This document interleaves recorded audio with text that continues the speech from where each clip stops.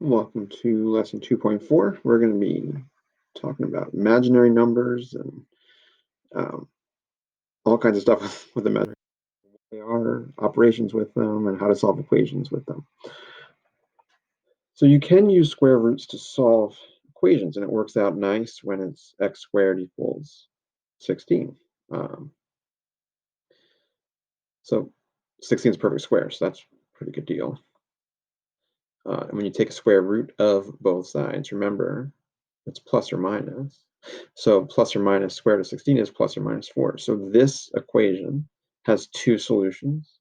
And, well, like most quadratic equations have two solutions, right? And then the solutions are positive 4 and negative 4, right? But what happens when it's a negative on that side, right? When you take a square root of both sides, there is no square root of negative 1. Right? So you can take out the 9. You can split it into 9 and negative 1, but that negative 1 is going to be stuck there. So the rest of this lesson is really like, what does that mean? Well, we're going to define the square root of negative 1 as the imaginary unit I. All right? So we're going to replace any time there's square root of negative 1 with I. So instead of this being plus or minus 3 square root negative 1, we're going to say it's plus or minus 3i. So positive 3i, negative 3i. It's an imaginary unit. The square root of a negative doesn't exist, right? There's no number that multiplies by itself that gets negative 1. So we're going to define that imaginary number as I.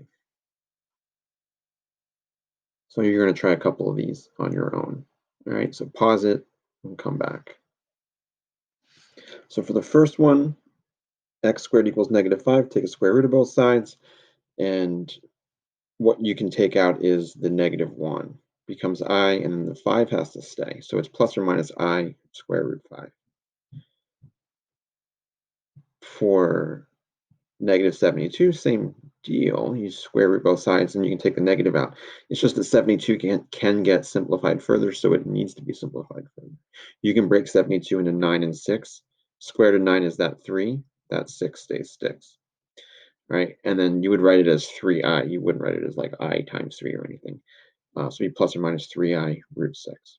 All right, let's take a look at example 2.